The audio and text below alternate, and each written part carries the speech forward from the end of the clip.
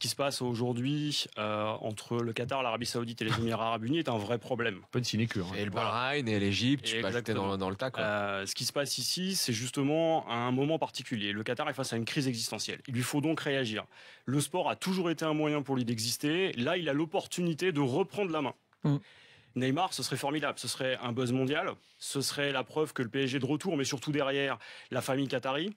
Ils ont déjà réussi à prendre Alves à City. Aux Émirats. Et donc aux Émirats. On est dans cette guéguerre régionale finalement qui se transpose dans le foot. Et là, on est vraiment sur un autre enjeu. On est sur une instrumentalisation du sport. Et Neymar, finalement, c'est juste un objet là-dedans. 500 millions d'euros pour lui. Est-ce que c'est un vrai problème pour le Qatar aujourd'hui ?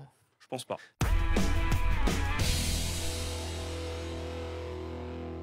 Cette année, si je dis que ça a changé, c'est parce que c'est vraiment des jeunes qui sont recrutés, des jeunes joueurs de l'étranger.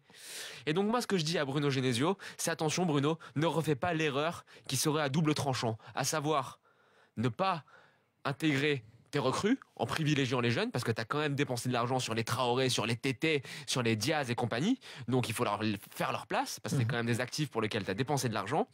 Et l'autre risque, ça serait que de trop se baser sur cette jeunesse lyonnaise, de maintenir cette espèce de consanguinité lyonnaise, tu vas les griller tes jeunes. Ils sont trop jeunes, ils n'ont pas encore l'expérience qu'ont pu avoir les Lacazette et compagnie.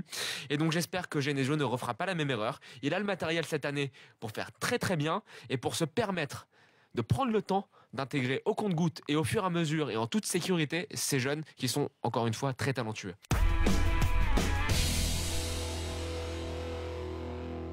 Cette compétitivité française auquel je crois pour le cru 2017-2018, si c'est pour ressembler à une compétitivité comme dans un championnat, je fais exprès, j'exagère, de Malte ou de Moldavie ou du Monténégro, ça ne m'intéresse pas. Même. Qu'on la retrouve sur la scène européenne, pour moi ce sera un premier signe très fort que tu es compétitif en France, et ben tu arrives à le démontrer aussi sur la scène européenne.